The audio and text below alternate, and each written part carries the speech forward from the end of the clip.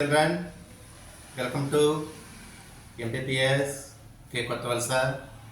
ఈరోజు మనం లాభ నష్టాలకు సంబంధించి మరి యొక్క టెక్నికల్గా ఆలోచించే లెక్క చేద్దాం. ఓకేనా? చూడండి, ఒక వస్తువు క్రియ విక్రయ ధరల మధ్య వ్యత్యాసము 240 రూపాయలు. లాభం 20% అయితే దాని విక్రయం ధర ఎంత? ఆన్సర్స్: ఏ 1200 రూపాయలు, బి 1400 రూపాయలు, సి 1440 రూపాయలు, డి 1280 రూపాయలు. అయితే ఇక్కడ క్రియ విక్రయ అన్నాడు.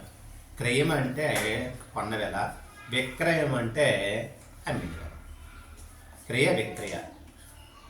ఇక్కడ చిన్న టెక్నికల్, క్రియ విక్రయ ధరల మధ్య వ్యత్యాసము 240 రూపాయలు. లాభ శాతము 20% అన్నది. మనకి లాభం 20% వచ్చింది కనుక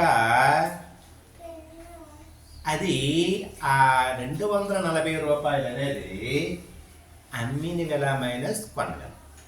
ఓకే, మరి ఇప్పుడు మనకు దానికి సంబంధం లేదు. అంటే దాని అర్థం ఏంటంటే 20%కి 240 రూపాయలు. లాభం 20% ఎంతమ్మా? 240 రూపాయలు. ఓకే, ఇప్పుడు విక్రయం అమ్మిన వెల అన్నాడు. అమ్మిన ధర ఎప్పుడు కూడా మనం కొన్న వెల 100% అనుకుంటే లాభం వస్తే అమ్మిన వెలకి ఆ 20% కలపాలన్నమాట. ఒకవేళ నష్టం వచ్చిందనుకోండి, అమ్మిన వెల కావాలంటే ఆ 100 నుంచి 20% తీసేయాలి. సో ఇక్కడ మనకి 20% లాభం వచ్చింది కనుక అమ్మి విక్రయం ఈక్వల్ టు 120%కి ఎంత? 120%కి ఎంత? మనకి అటుకొనకర చేసుకుంటే 2 ఈక్వల్ టు విక్రయం 240 రూపాయలు ఇంటూ 120%. శాతం వేయచ్చు, లేకపోతే 120 వేసుకోవచ్చు, బై 20% 20. చూడండి, ఇక్కడ ఈ 0కి పోయిందనమాట. ఈక్వల్ టు 240 రూపాయలు ఇంటూ 12 బై 2. 2 1 2, 2 6 12 ఈక్వల్ టు 240 రూపాయలు ఇంటూ 6.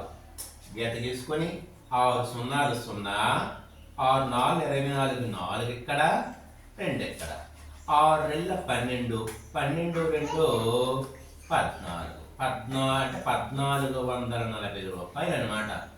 Answer C. అంటే అమ్మిన ధర 1440 రూపాయలు.